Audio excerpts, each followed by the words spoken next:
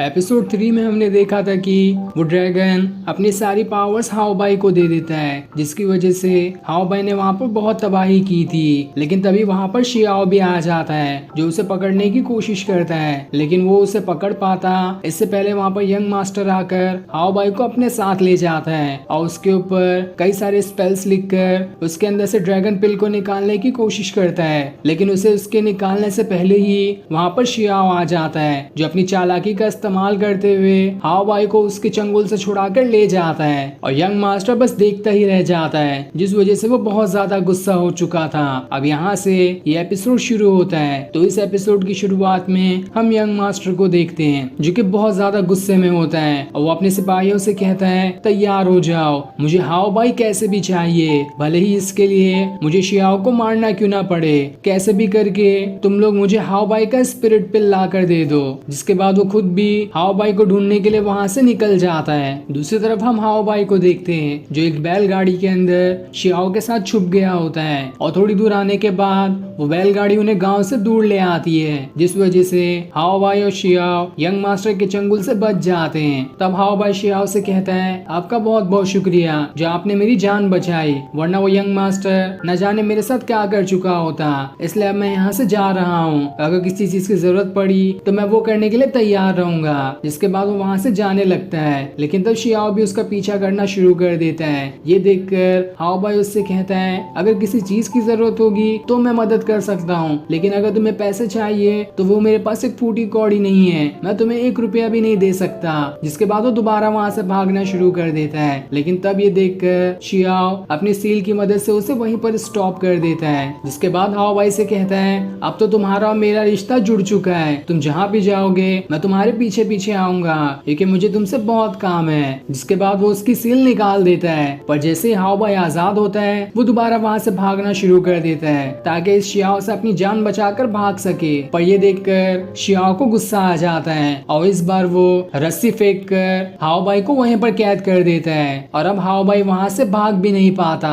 जिसके बाद शियाओ हाओ बाई से कहता है अरे तुम्हें मेरे पैरों का तो ध्यान रखना चाहिए, तुम्हें क्या लगा कि मैं इतना दूर तक तुम्हारा पीछा कर पाऊंगा, तुम्हें नहीं भागना चाहिए था। इस पर हाओ बाई कहता है ठीक है ज्यादा सिखाओ मत, तुम मुझे अब यहाँ से जाने दे रहे हो या नहीं, मुझे बस ये बता दो। तब शियाओ उससे कहता है तुम्हें मालूम है ना कि तुम्हारे अंदर कौन है, वो ड्रैगन तुम्हें 30 दिन से ज्यादा के लिए जिंदा नहीं छोड़ेगा, क्योंकि तुम्हारी बॉडी देखकर मुझे तो यही समझ में आ रहा है कि तुम 30 दिन से ज्यादा जिंदा नहीं बचोगे। जिस पर हाओ बाई कहता है तुम मुझे छोड़ो तो मेरे लिए 30 दिन भी बहुत काफी होंगे। जिसके बाद वो वहाँ से जाने लगता है, लेकिन शियाओ तब भी उसका पीछा कर रहा होता है। पर ये देखकर हाओ बाई को अब गुस्सा आने लगता है। वो उससे कहता है तुम जानते भी हो मैं यहाँ से क्यों जा रहा हूँ, मैंने अपने दोस्त को उसी गुफा में छोड़ दिया जो कि मेरे साथ जनरल कभी नहीं बनना चाहता था, पर मेरे ही जिद करने की वजह से वो मेरे साथ इस सफर पर निकला था। अब मैं तो ये भी नहीं जानता कि कहीं मैंने ड्रैगन बनकर उसी पर तो हमला नहीं कर दिया। तुम जानते भी नहीं कि इस वक्त मैं अपने दोस्त के लिए कितना उदास हूँ। जिसके बाद उसकी आंखों से आंसू आने लगता है। ये देखकर शियाओ को भी बहुत बुरा लगता है कि शायद हाओ बाई सही कह रहा है, मुझे भी हाओ बाई की मदद करनी चाहिए ताकि हाओ बाई अपने दोस्त जियांग को ढूंढ सके। तभी सामने से जियांग गुजर रहा होता है, जो कि चिकन खाते हुए जा रहा था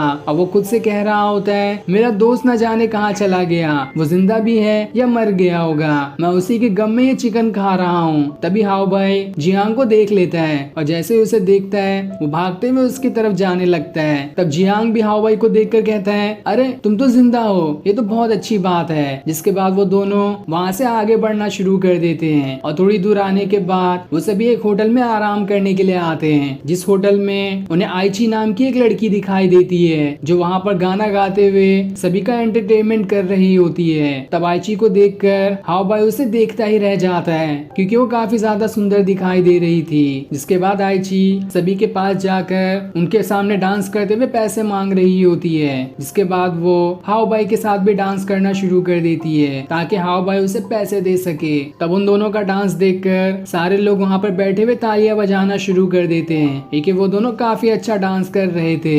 और जैसे ही डांस पूरा होता है आइची उससे पैसे मांगती है। तब ये देखकर हाओ बाई अपने जेब से एक पैसों की पोटली निकालता है और उसे दे देता है, यानी कि हाओ बाई शियाओ को झूठ कह रहा था कि उसके पास एक फूटी कौड़ी नहीं है, लेकिन लड़की को देने के लिए हाओ बाई के पास से तो पैसों की पोटली निकल गई। तो वहीं जियांग सबके टेबल पे जाकर चुपचाप से उनका खाना चुरा रहा होता है ताकि फुकट में अपना पेट भर सके। अगली सुबह सारे लोग एक जगह पर आराम करने के लिए रुकते हैं जहाँ आइची हाओबाई को बताती है जियांग मुझे उसी गुफा के अंदर मिला था, तब मैंने उसकी वहाँ पर से जान बचाई और उसे वहाँ से बाहर निकाल कर लेकर आई। ये सुनकर हाओबाई भी खुश हो जाता है कि इसने मेरे दोस्त की मदद की। जिसके बाद वो भी सभी को झूठी कहानी बताने लगता है कि मैं भी उस गुफा के अंदर जब गया था तो वहाँ पर मेरे सामने एक बहुत ही बड़ा मॉन्स्टर आ गया था, लेकिन मैं उससे जरा भी नहीं डरा और उसका डट कर मुकाबला किया। सारे लोग तो उससे डर कर भाग गए थे, लेकिन मैं अकेला उसके सामने जाकर अपनी स्वॉर्ड निकाल कर खड़ा हो गया और जैसे ही मैंने उसकी आंखों में देखा वो मॉन्स्टर बिल्कुल घबरा गया था। वहीं इसकी ये सारी बातें सुनकर शियाओ कह रहा होता है बस कर यार, कितना फेंकेगा, तेरे फेंकने की वजह से मेरे कान में दर्द हो गया। लेकिन हाओबाई तब भी नहीं सुनता और सभी को अपनी तारीफ करके बता रहा होता है कि मैं इतना ज्यादा पावरफुल था कि कोई भी मेरे सामने नहीं टिक पाया और मेरे एक ही थप्पड़ की वजह से वो बहुत ही बड़ा मॉन्स्टर जगह पर खत्म हो गया था। ये सुनकर आइची को भी उसकी बातों पर थोड़ा थोड़ा भरोसा होने लगता है कि शायद हाओबाई सही कह रहा होगा। वहीं हम एक छिपकली को देखते हैं जो जासूसी करते हुए इनकी सारी बातें सुन रही होती है। जिसके बाद हाओबाई आइची को बताता है कि अब वो यहाँ से कहाँ पर जाएगा, जिस पर आइची भी कहती है मैं भी वहीं पर जा रही हूँ। ये सुनकर हाओबाई खुश हो जाता है और उससे कहता है मैं भी वहाँ पर जा रहा हूँ, तो बेहतर यही होगा कि तुम भी मेरे साथ चलो, मैं तुम्हें रास्ते में प्रोटेक्ट करूंगा। तब शियाओ उससे कहता है तुम पहले खुद को तो प्रोटेक्ट कर लो, तब दूसरे को प्रोटेक्ट करने की बातें करना। ये सुनकर हाओबाई को गुस्सा आ जाता है, लेकिन तब शियाओ उससे कहता है गुस्सा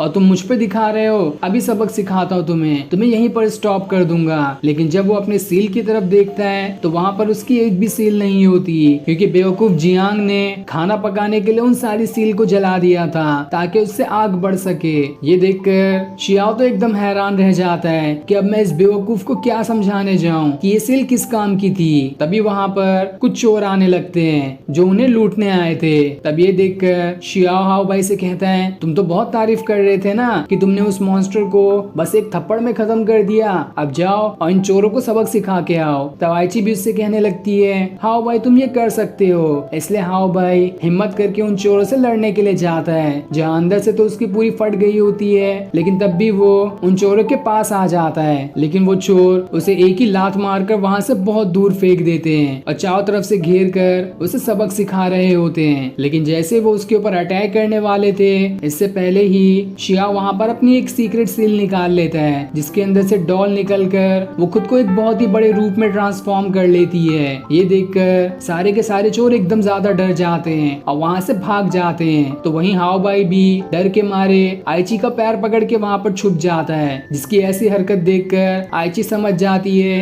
कि ये सारी बातें जो हाओबाई ने कही वो सब झूठ थी, ये खाली खुद की तारीफ करने के लिए फेंक रहा था। जिसके बाद वो सभी वहाँ पर बैठकर खाना खाना शुरू कर देते हैं और फिर ये सीन दिखाते ही ये एपिसोड यहीं पर एंड हो जाता है। Thanks for watching.